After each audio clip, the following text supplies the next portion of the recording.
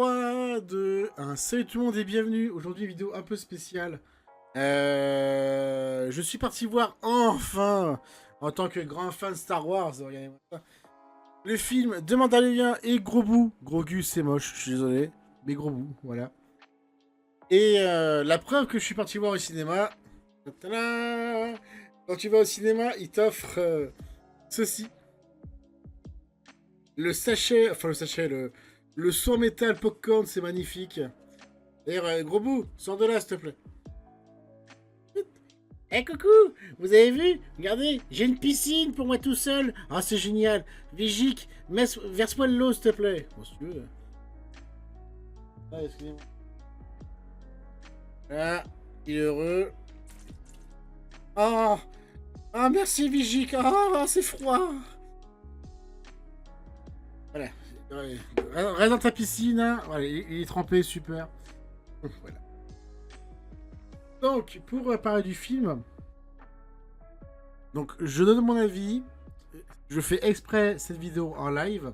Ceux qui viennent après le live, qui la verront sur YouTube, bah, n'hésitez pas à dire en commentaire. Avec un avis constructif, c'est mieux. Si vous dites j'aime pas, bah, ok, mais bon, est-ce que tu as un avis plus concret ou plus expressif? Voilà quoi. Ou simplement j'aime, hein, ouais, développer quoi, c'est cool, vraiment. Donc voilà, donc je suis parti voir, nous sommes le 1er juin. Je suis parti voir dimanche, donc hier à 11h30 environ. Donc le film, ce que j'en pense, bah... Le film, il est bien. Et en fait, enfin, c'est un téléfilm, clairement. C'est un téléfilm, Mandalorian gros bout. En fait, ce serait sorti en épisode, on n'aurait rien dit non plus. Mais comment ils l'ont fait en film, ça marche. Ça marche mieux, je trouve. Et je veux dire pourquoi. Parce qu'en fait, quand c'est par épisode, bah, t'as des épisodes où c'est plus lent, où il y a que du combat, où il y a que du dialogue, où il y a que ci, que ça. Là, vu que c'est un film, bah, t'as des fois des passages plus lents. Donc je pense à la fin, avec Grogu et les 4 mécaniciens qui prennent leur temps, j'en passe ou autre, ou après quand ils sauvent le Mandalorian. Ce qui rappelle un peu d'ailleurs l'épisode 5 avec Maître Yoda dans les marécages, là. C'est stylé d'ailleurs. Là, tu vois, là, clairement, le film prend son temps. C'est cool. Parce qu'avant, il y a eu l'action, j'en passe ou autre. En épisode, ça aurait moins bien marché. On s'est dit, ah, cet épisode, il était lent. En film, ça passe mieux, je trouve, comment ils l'ont fait. Mais je comprends que les gens ont râlé en disant que, bah, ça aurait été mis en épisode. On n'aurait pas vu que ça aurait été pareil. Je comprends, mais en film, je trouve que ça marche beaucoup mieux. Et t'as des scènes de combat, t'as des scènes de dialogue, t'as des scènes plus lentes, des scènes où il n'y a pas de dialogue, justement, avec Grogu qui parle pas, je vous rappelle, hein, qui gazouille. Voilà quoi. Enfin bref, on va parler du début, et après du milieu et de la fin, ce sera plus simple. Hein. Donc je m'excuse, je ne suis pas rodé à cet exercice de détailler, critiquer, j'en passe ou autre. Mais je pense être assez honnête, être un bon fan de Star Wars, hein, comme on dit, les épisodes 7, 8, 9 n'existent pas. Si, tais-toi. Enfant de 8 ans, tais-toi. Voilà. Désolé pour vous, hein, mais au moins, Mandalorian gros bout, le film reste cohérent par rapport à la série. Voilà, on va dire que les épisodes 7, 8, 9 ne sont pas cohérents entre eux, pas logiques et au secours. Faut poser ton cerveau. Au moins, là, c'est logique. Et en plus, on voit un peu une évolution. Pas grand-chose, mais une évolution. Enfin bref. Donc le début, bah... c'est comme dans les épisodes, en fait, ça commence en quête. En quête. Comme si tu fais, le Mandalorian, il prend une quête et il va faire sa mission. Voilà, il va la mener à bien. Il y aura différentes péripéties qui seront pas mal, franchement. D'ailleurs, alors, si vous voulez pas vous faire spoil, ne regardez pas l'épisode de la vidéo. Mais normalement, le film devrait plus être au cinéma, donc soit on vous en fichez, soit tout le monde l'a vu. Je vous préviens d'avance. J'aurais dû dire ça au début de vidéo, je vous l'accorde. J'ai oublié, excusez-moi. Donc il mène différentes péripéties. Donc au début, on le voit, donc très belle entrée d'ailleurs, on le voit défoncer un ancien chef impérial avec d'ailleurs des AT-AT de l'épisode 5 sur Hoth. C'est cool d'ailleurs. Lui, il les défonce, il est badass, il est magnifique. Ah, ça y va à fond. Hein. Et après, il revient, donc il travaille pour la rébellion qui le paye très bien, apparemment, ce qui est assez surprenant, parce que la rébellion n'est pas censée être riche à ce point-là, même si c'est la Nouvelle République. Enfin bref. C'est quand même surprenant qu'ils font appel à des mercenaires. Mais bon, ok, pourquoi pas. Hein. Et après, il envoie sur une mission, il faut sauver le fils de Jabba. Pourquoi pas. Alors, il y en a plein qui vont me dire ça... que ça s'est déjà vu dans Clone Wars. Oui, ça s'est vu en animé. Pas en live action, pas en réel. Et désolé, voir des Hutt en réel, ça fait plaisir. Voir un Hutt dans le Colisée, en mode musclé, ça fait plaisir aussi. Et en plus, il est bien fait. Donc, il va rechercher le fils de Jabba, tout en passant par les Hutt, les jumeaux, ils s'appellent. Et d'ailleurs, les jumeaux, ce qui est un peu dommage, quand il rentre, le Mando aussi, il parle français, le fils. Le fils de Jabba the Hutt. Ah oui. Non, bah, il peut parler sa langue. Mais vu que... tiens, on y va directement. Vu que il veut renier son père. T'as vu, avant, quand son père existait, si t'as entendu ce qu'il a dit dans le film, il disait, on m'appelait tout le temps le fils de Jabba. On m'appelait pas Rota. J'étais pas Rota. J'étais le fils de Jabba. Et en fait, je pense qu'il veut s'émanciper. C'est pour ça qu'il parle pas Hutt. Non, je suis Rota. C'est moi Rota. Arrêtez de m'appeler le fils de Jabba. Après, c'est ma conclusion, hein, c'est ma théorie. Hein. Mais je pense que c'est pour ça peut-être qu'il parle pas Hutt. Aussi, il parle pas Hutt parce que le Mandalorian au début, il lui dit bonjour en Hutt, je crois. Et après, bah, vu que le Mandalorien de base, bah, c'est pas un Hutt, hein, donc je pense pas qu'il connaisse la langue. Bah, il se parle normal, tu vois. Donc je pense que c'est ça aussi. Mais le fait qu'il renie son père, ça y joue un peu, je pense. Donc revenons en arrière, intervention du public, merci empereur. Donc quand le Mando se dépose sur la planète, j'ai oublié son prénom, mais c'est une sorte de planète marécageuse qui ressemble beaucoup à l'épisode 5, mais en mode plus éclairé, plus vivant. Où vit Maître Yoda, le système d'Agoba. Il arrive et tout, et c'est un peu dommage. Alors certes, Jabba the Hutt, c'était le meilleur et tout. Dans l'épisode 6, on voit il a un bar, des musiciens, des esclaves, des mercenaires à son service. C'était le haut du panier. Et les jumeaux, ils sont censés avoir aussi de l'argent, du pouvoir, l'influence. Ils ont d'ailleurs un service droïde, et le Mando le dit, ils ont de l'argent pour se payer ce service-là. C'est dommage que quand tu rentres dans leur tanière, si j'ose dire, c'est vite quoi. T'as pas de bar, t'as pas d'esclaves, t'as pas de musiciens, t'as pas une prestance, c'est un peu dommage quoi. Ça manque d'ambition la rentrée quoi. Mais bon, c'est pas le haut du panier, voilà quoi. Y a pas de meuf. Giant c'est pas le Hutt. Oui Max, mais c'est pas ça que j'ai dit. Vu qu'il parle normal, tu vois. Quand Djarin lui dit bonjour en Hutt, Rota lui répond directement en français. Tu vois ce que je veux dire? Donc c'est peut-être pour ça que, voilà. Après, c'est une théorie. Ensuite, bah, les jumeaux disent ramenez-moi mon neveu, il va me manquer et tout, etc. Donc il va sur notre planète. Ah oui, le but, pourquoi on aide les Hutt, c'est pour retrouver un officier de l'ancien Empire. On sait pas qui c'est, on sait un bout de nom, mais on sait pas son visage, on sait rien. Voilà. Et apparemment, les jumeaux le connaissent. Voilà. Donc après, le Mando va sur une planète, il découvre que Rota est très célèbre. Voilà. Et qu'en fait, bah, c'est un champion de Colisée et tout, etc. Le Mando essaye d'acheter son contrat auprès de la personne qui l'a acheté. Mais pas de chance, bah, il apprend que les dés sont pipés, que Rota va mourir, c'est fait exprès, c'est prévu. Le Mando essaie de libérer en apprenant ça. Pas de chance, il se fait endormir. Ils s'affrontent. Et oups, le mec qui avait engagé le contrat, bah en gros, bah, c'est un vilain, hein, voilà. Il a l'argent et tout, etc. Il pense qu'à ça, donc il a truqué ça aussi. Donc il appelait plein de monstres, et franchement ils sont bien faits les monstres. Il appelait plein de créatures qui vont affronter Rota, le Hutt et Mandalorian. Gros bout pour info, il s'est fait capturer dans une cage, hein. Voilà, comme lui là. Ah, Vigique, l'eau est si fraîche. Ouais, reste dedans, allez, hop. Couché. Pardon. Et, et coup de chance, il y avait un monstre électrique. Ça désactive les... ça désactive la barrière et les créatures sortent, etc. et tout. Ça met le bazar dans la ville. Rota, lui, ne veut pas retourner chez les jumeaux. Parce qu'il sait que pour lui, il va mourir parce que c'est le fils de Jabba. Un petit peu, oui. Et en fait, ce qui est bien, c'est que ça rappelle, pour faire ce que tu dis, Max, ça rappelle beaucoup d'épisodes, mais sans les copier, en fait. L'arène du Colisée, l'épisode 2 avec tous les Jedi et droïdes, et quand Obi-Wan et Anakin et Leia sont capturés. Padmé, pardon, excusez-moi. Pareil, quand Grogu il protège Mando parce qu'il a empoisonné. Ça rappelle l'épisode 5, mais sans copier. C'est ça qui est bien. Franchement, ils ont archi bien géré. Par rapport aux épisodes 7, 8, 9, ils disent eh, t'as vu, eh, t'as vu, eh, t'as vu. Et surtout, ce qui est bien, c'est que vu que c'est un live, il y a plein de personnages animés et tout, c'est cool, ils ont mis le paquet là-dessus, quoi.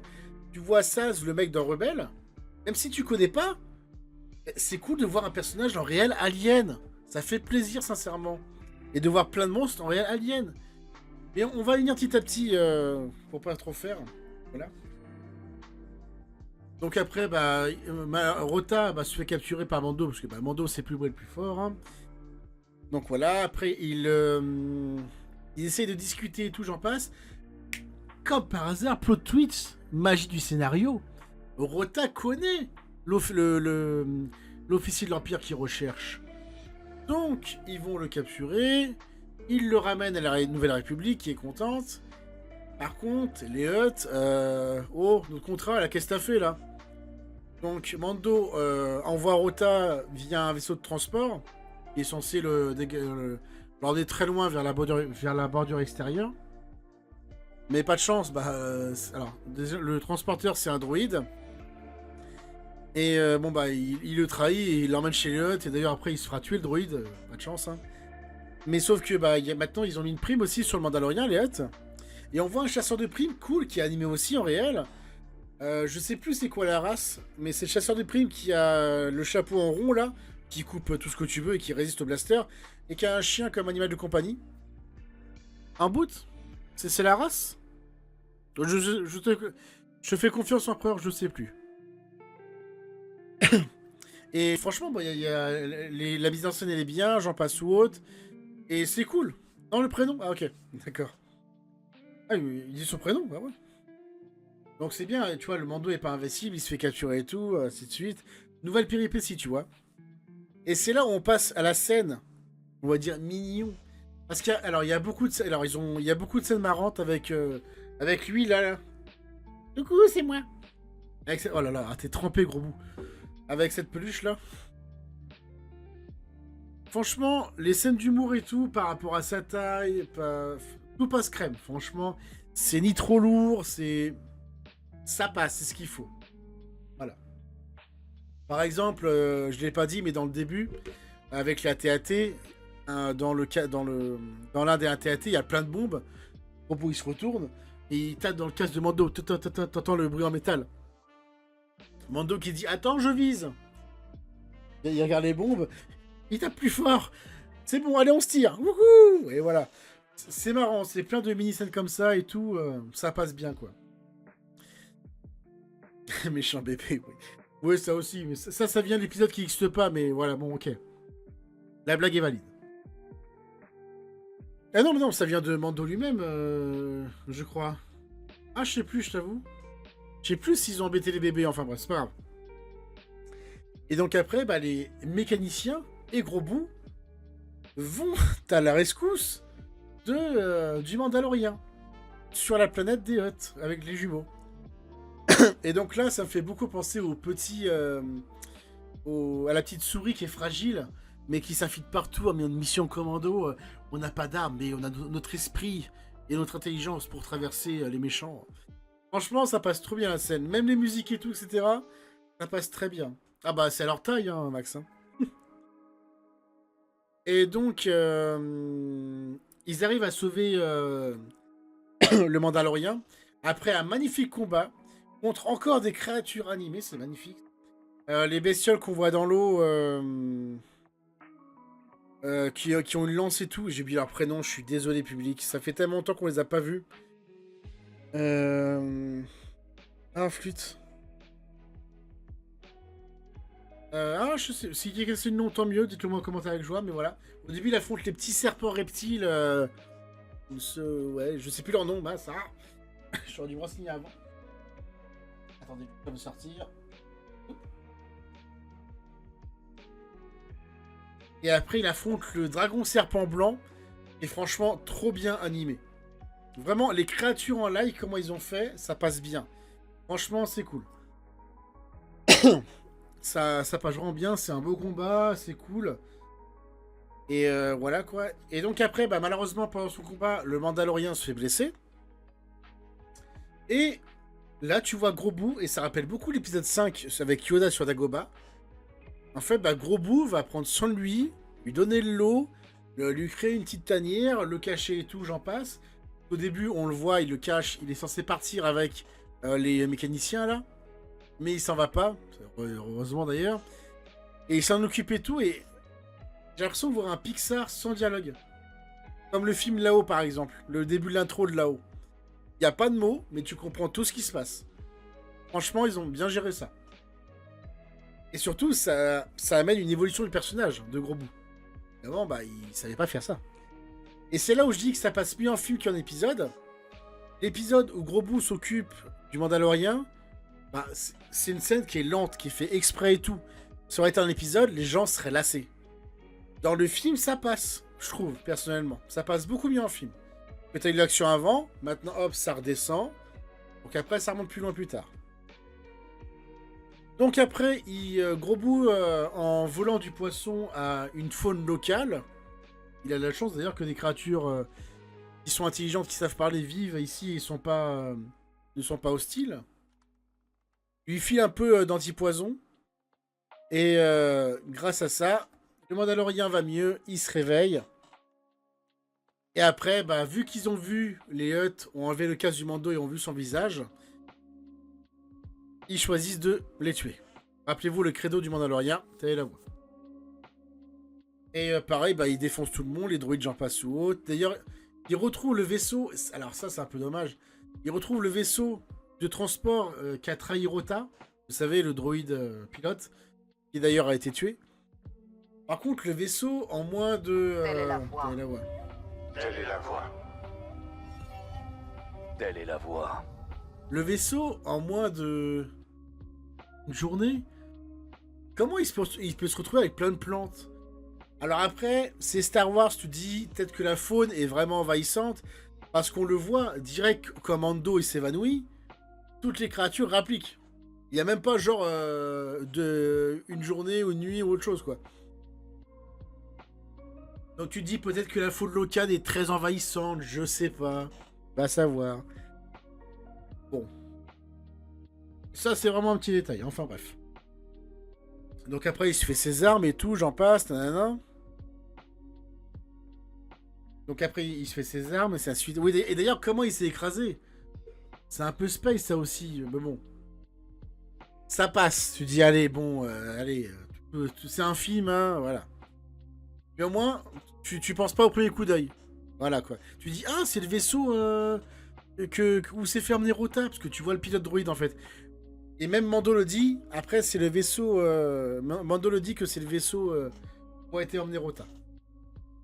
Donc après, il se prépare à la baston, il raquille le vaisseau, ainsi de suite et tout, etc. Et il fonce dans la base des Hutt. Il arrive à libérer Rota, il y a le combat avec le chasseur, j'en passe ou autre. Le combat est très bien animé, j'en passe ou autre. Il y a que, et je sais pas si c'est fait exprès, il y a que les deux gardes du corps géants droïdes devant la porte. Tu te dis, ah, t'es vachement saccadé quand même quand tu bouges. Je sais pas si c'est fait exprès parce qu'ils sont géants et c'est des droïdes et que leurs mouvements sont censés être lents. Mais quand même, leurs mouvements, tu vois, c'est saccadé de fou, quoi. Je sais pas si c'est fait exprès, mais bon, c'est un peu dommage. Je sais pas, peut-être les rendre plus fluides, augmenter de x1, je sais pas. Mais bon. Le combat est quand même stylé, Gros Bout est très fort, etc. et tout. Jiren aussi. Hein. Ce bonhomme-là, sort de là. Non, Vigic sort. Oh là là, oh là. Oh, regarde-moi ça comment t'es humide. Allez, sors, va sécher, va. Attendez. Regarde-moi ça. Du cool d'eau. Je sais pas si ça se voit à la cam, mais... Oh, je te jure. Après tirer au soleil.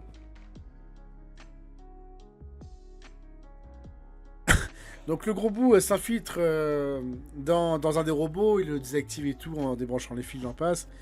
Bon combat. Ils arrivent à sauver Rota et tout. Et là, les 4 mécaniciens reviennent avec l'Alliance Rebelle. Enfin, la Nouvelle République, pardon. Et là, pareil. Ah, ça manque d'ambition, franchement. Pourquoi ne pas avoir mis au moins un vaisseau des rebelles, genre alors, pas le vaisseau du médecin, là, qui est géant, mais 2 transporteurs qu'on voit dans Star Wars Battlefront 2. Ah, c'est où un vaisseau, je sais pas, plus de vaisseaux, quoi, allez-y. C'est le combat final. Ah, ça manquait beaucoup, quoi, c'est un peu dommage, quoi. Ils se ramènent avec 3 X-Wing, 2 X-Wing, 1 Wing.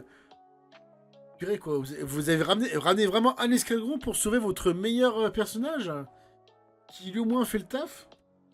Bon, a manqué d'ambition, c'est un peu dommage. Et après, bon, les combats sont sympas, j'en passe ou autre, voilà, quoi.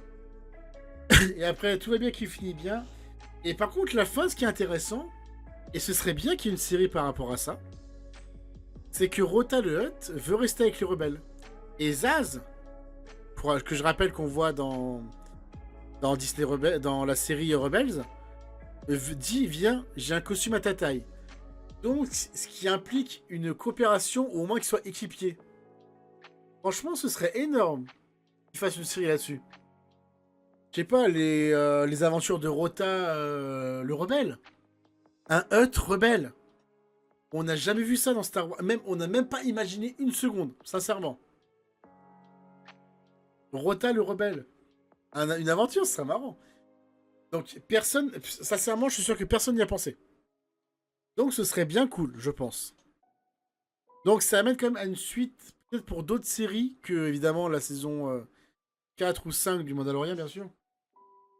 Ou même qui travaillent en coopération, pourquoi pas. Mais si, allez. Rêvez un peu, les jeunes. Donc, voilà.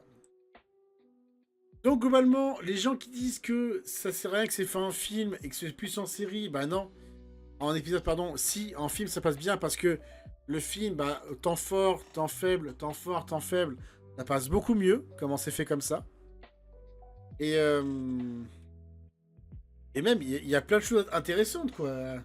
Mis à part des petits détails, les géants droïdes qui sont saccadés, qui sont devant la porte des jumeaux, le combat final avec les vaisseaux, ah, mettez-en en plus, enfin bref, voilà, quoi. Il y a des petits détails, mais 80%, j'ai passé un bon moment, je me suis évadé, et je me suis pas fait des false palms comme dans Star Wars épisode 7, 8 et 9, qui sont des copier-coller, l'épisode 4, le 7, le 8, tu dis, mais pourquoi, mais pourquoi, mais pourquoi, mais pourquoi, mais pourquoi, et le 9, tu dis, mais attends, mais non, c'est pas logique, t'as dit ça avant, mais... Mais hein, l'empereur, mais dégage, t'es mort. Enfin, ouais, bref, vous avez compris. Voilà, quoi. Donc voilà, je comprends les gens qui ont dit, bah, en épisode ce serait pareil, mais voyez plus loin. Voyez beaucoup plus loin. Bon, je m'excuse, je pense que... oh là... 30 minutes de vidéo, au secours. Ouais, 25. Bon, on verra si je fais des petites coupures ou pas. De toute façon, je verrai si je peux. Si je peux rajouter des vidéos ou pas pour dire quand je parle. Et après, est-ce qu'on a les droits? Ça, je ne sais pas. En tout cas, merci à ceux qui ont été en live, qui ont participé. Merci à Max et Empereur. Les commentaires YouTube sont là pour ceux qui ont raté. Si vous voulez dire votre avis et tout, j'y répondrai avec joie. Je réponds à tous les commentaires. Donc voilà. Je vous fais des gros bisous. C'était mon avis sur Star Wars, de Mandalorian et Gros Bout. Si, Gros Bout, Gros Gus, c'est moche. Des bisous. Et que la force soit avec vous.